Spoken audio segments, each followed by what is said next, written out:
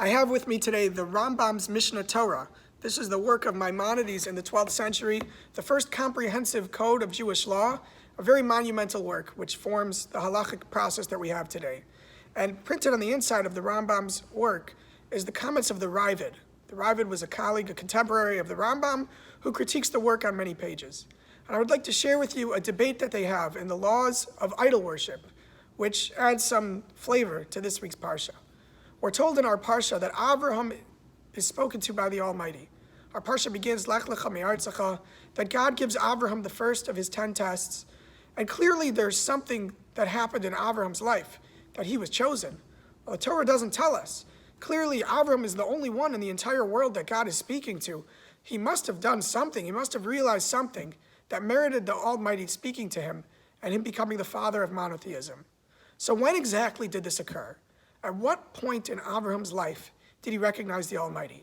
And this is a debate between the Rambam, between Maimonides, and between the Rabbi. The Rambam tells us, Ben arba'im shana, hikir Abraham es boro. It was when Abraham was 40 years old that he recognized that there was an Almighty in this world. He recognized that there was a creator, Boro, his creator. And the Rabbi says, no, it didn't take Abraham. Could you imagine Abraham? 40 years? It took him 40 years? No. The Rabbi says Abraham recognized the Almighty as a 3-year-old, as a young child, as a toddler.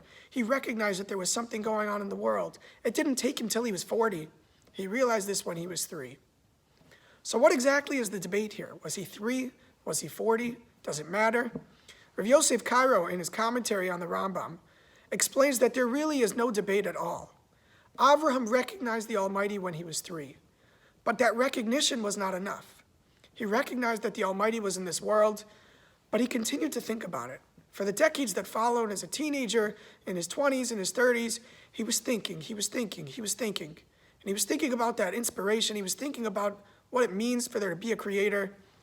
And as a 40-year-old, that belief was solidified.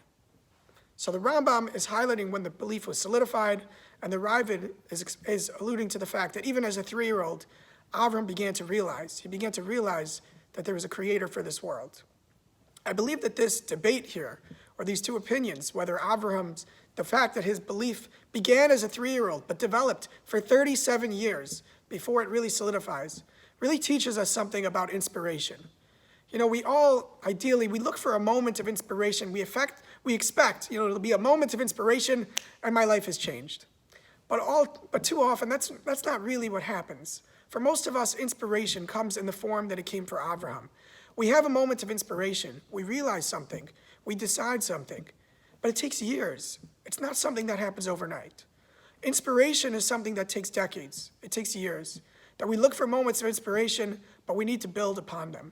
I wish you all a good Shabbos, and may all the inspiration that we find in our life be something that we do not allow to just be a flash in the pan, but something that we continue to build upon as the days, the weeks, the years go on in our lives. We continue to build on the inspiration that we may have had in our lives and our experiences, and bring us closer to serving the Almighty.